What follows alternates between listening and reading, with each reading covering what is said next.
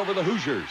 We'll talk to a young man who's come back from a rough start to be a good example for all young athletes, and we'll scout the Boilermakers of Purdue. All that and more coming up next. Hello, everybody, and welcome to Michigan Replay. The Wolverines, a homecoming victor over Indiana, 38-10. And do you realize, Coach, in 21 years, you've never lost a homecoming contest? That's pretty good, except who do we play all the time? Well, now let's face that might have more to do with winning than anything else. But let's face it, Indiana coming into this game was considered to be for real. They're still a good football team. They have a good offensive scheme. They got a good quarterback. They got a great tailback. The surprising thing about the whole game is that we were able to make the plays against their defense like we did. I thought it would be much stickier than what it was. But the other surprising thing, too, was the fact that their Heisman hopeful, Anthony Thompson, gained less than 100, and you said all week long, I don't think we can hold that kid under 100.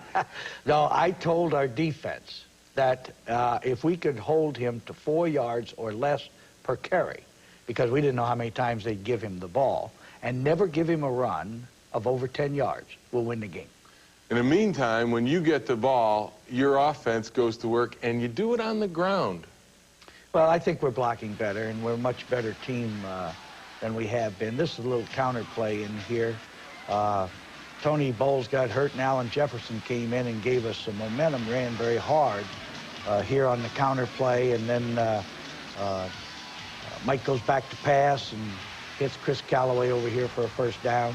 And this was your third possession. They'd done pretty well, and then you seemed to solve their defensive schemes. Well, we did a better job because here Jefferson breaks out on a long gainer, shows his speed here. I think he's slowly but surely regaining his speed from that leg injury. But our defense, I think, started to solve his cutbacks, and we didn't overrun plays and did a better job. Here Tony Bowles runs through a tackle at the 3-yard line, goes in to score our first touchdown, and we take a 7-0 lead. That puts you ahead, and then they come back, and they start to move the ball a little bit through the air. Yes, they did. They hit the outcut to the field here, close to a first down. I thought, early they did a good job. Now, here we went back, put a little heat on him, and unfortunately, one of our lads was supposed to keep leverage, not let him get outside, but failed to do so, and he gained yardage. But this is what Anthony Thompson saw Notice all the day. cutbacks, and we started to do a better job of closing those gaps on the backside. And I think that's what did it. Here we get a sack out of Michael Evans, and we did a pretty good job of keeping heat on him. I think we covered the receivers pretty well, and that's the reason we got a couple of those sacks. Then their kicker, Bunnell, hits one from 55, and it could have been 65. Whatever.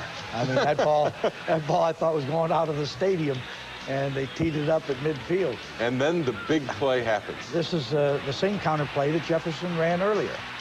Bowles breaks to the outside, and all of a sudden he's in the clear. And I don't think people realize that Tony Bowles is probably a 4-3 or at the worst 4-4 in the 40. You're not going to catch him once he gets an opening like that. Well, the thing I think that was important, too, is that once you got the lead, you took control. You really kind of took Thompson out of the game. And again, there you are making the big play on him with Bobby Abrams. Right. Abrams made a nice play there. We did a good job. He ran 30 times for 90 yards. That was enough to get us a victory. Here's a short yardage play, and Michael Taylor runs the option to keep the drive alive. Comes back and throws out to Chris Callaway in the flat. Chris picks up another first down. We tried as much as we could to mix up the run and the pass. And we passed on first down, passed on second down. Here's a great play by Tony coming down the left sideline on the sweep into the sideline to make it 21-3 just before the half. And you're blocking much better up front, and the defense continues to play strong against Thompson. Here at ground level, you can see that Anthony Thompson tried to run, and we closed in and stopped him. Here's pressure. Now, that is, in my judgment, a coverage sack because he had enough time to throw that ball, but the receivers were covered, and then we eventually got to it. Here's an interception by John Milligan. Shows his old fullback power there at... he put some moves on... When he was playing down at Trenton High School, he used to be a fullback. He put some moves on Thompson I think Thompson's never seen before, huh? Mike goes right to work here. throws to McMurtry. Just before half, too. Just this before half. There's not much time left. Big field goal in a tight game so far. It's 21-3, and we kick a field goal here. 11th consecutive field goal for Carlson. And I think it ties a record that Mike Gillette set a couple of years ago. It does. It ties the record for most consecutive field goals by Michigan, and that's 11 in a row for him. And at the first half, you had to feel pretty confident with the lead you had going in at half, 24-3. Although I know you always say, yeah, you're never out of the woods, especially with a guy like Thompson on the side. No, you really aren't. But let's face it, Jim, it does make you feel a little bit comfortable when you go in at halftime 21 points ahead. Back with the second half highlights in a moment, but first, we'll hear from the man who outdueled the Hoosiers' Heisman hopeful right now. I came in this game today kind of making up my mind that I am in the contention of running the Big Ten championship, running as a running back also. You know, my mind came in today like, you know, I was really upset at everyone giving all the hype to him and getting all the attention to him. So I wanted to come out today and prove a lot of things to a lot of people. Hey, if you can see the holes that we had today, anybody can run through them on 91 yards.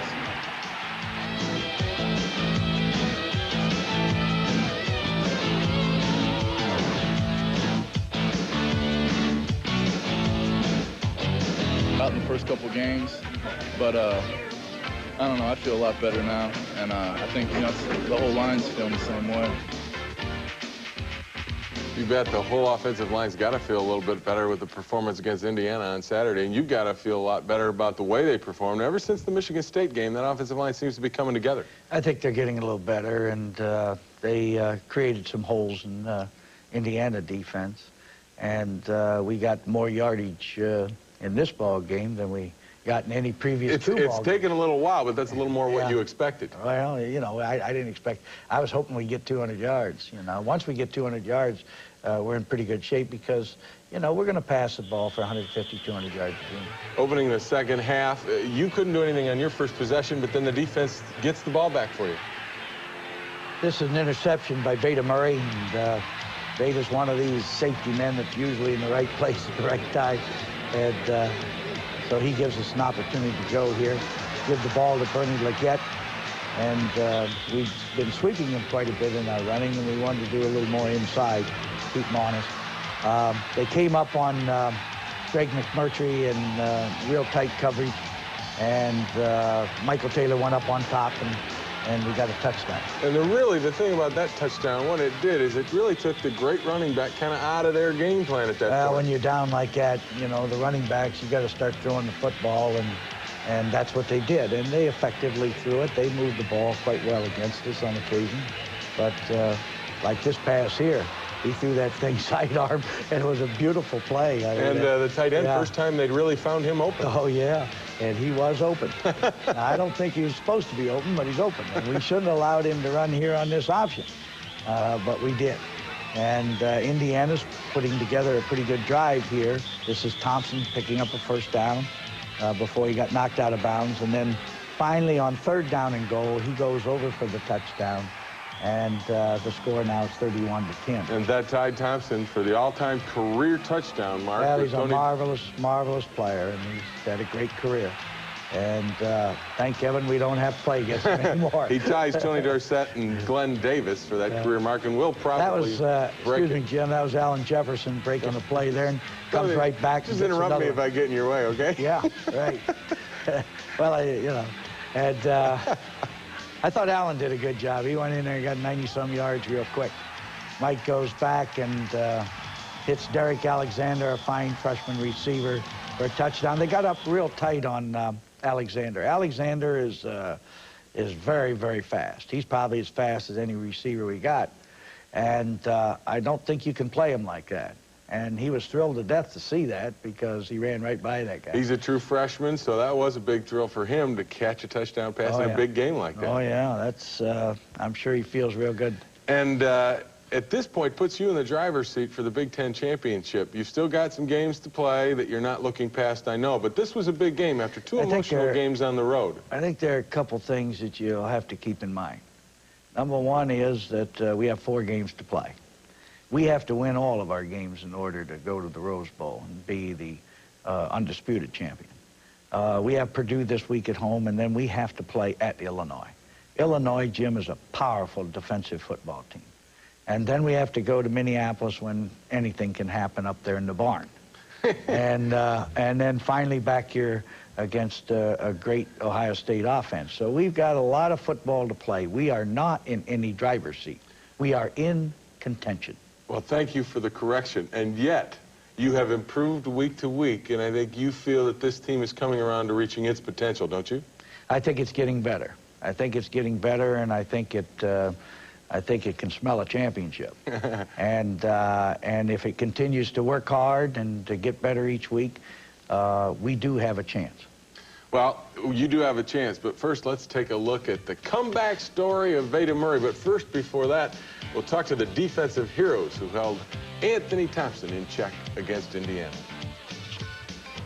Well, coming into this game, our big objective was to stop the A train, Anthony Thompson.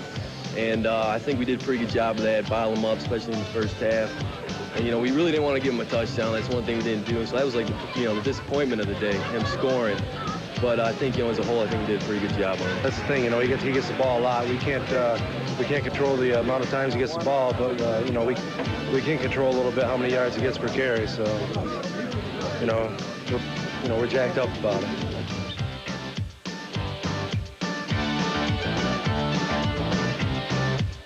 Big adjustment for any 17-year-old. Add football to the equation, and it gets even bigger.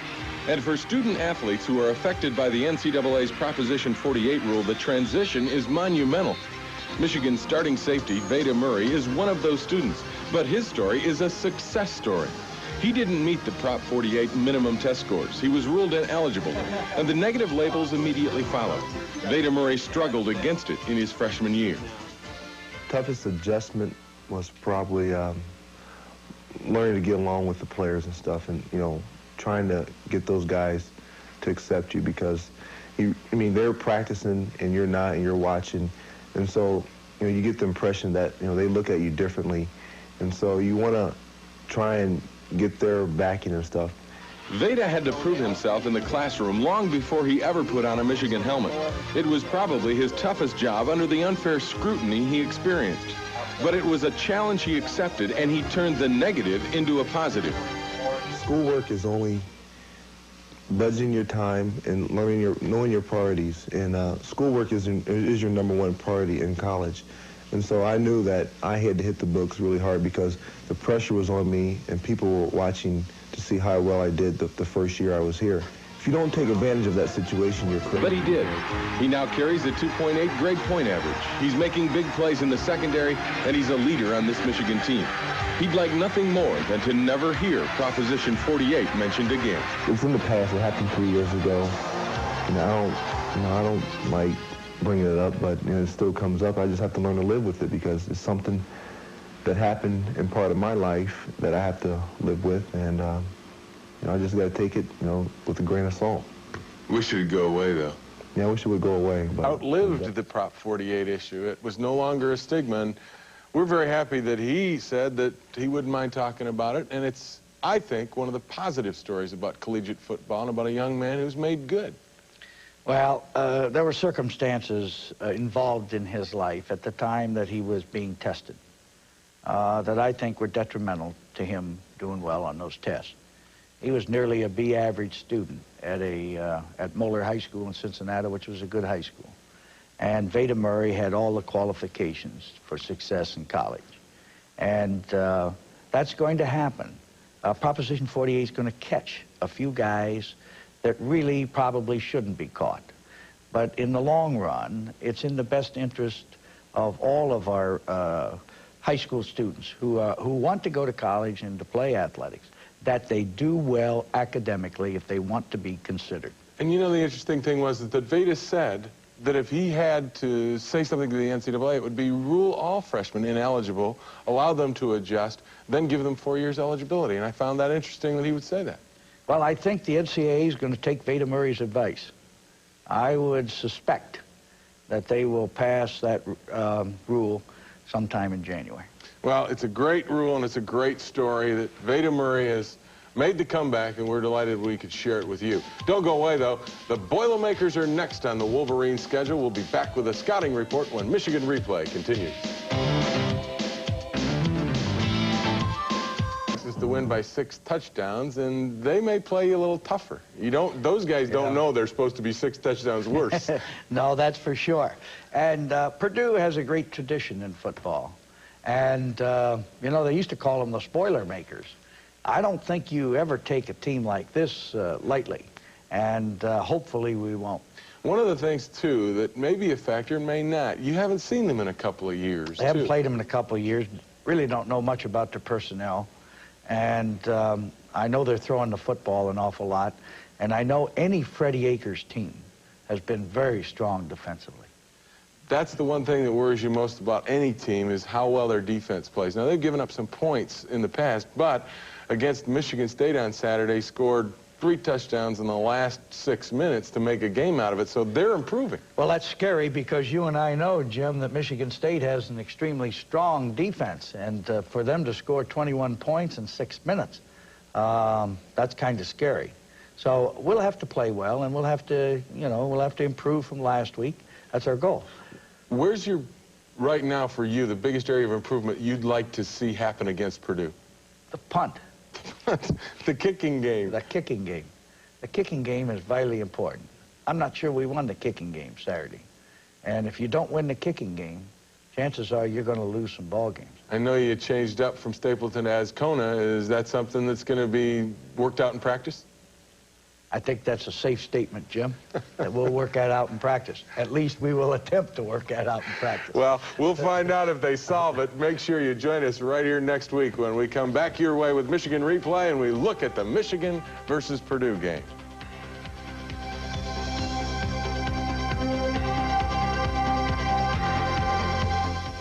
Michigan. Well, it took a while, but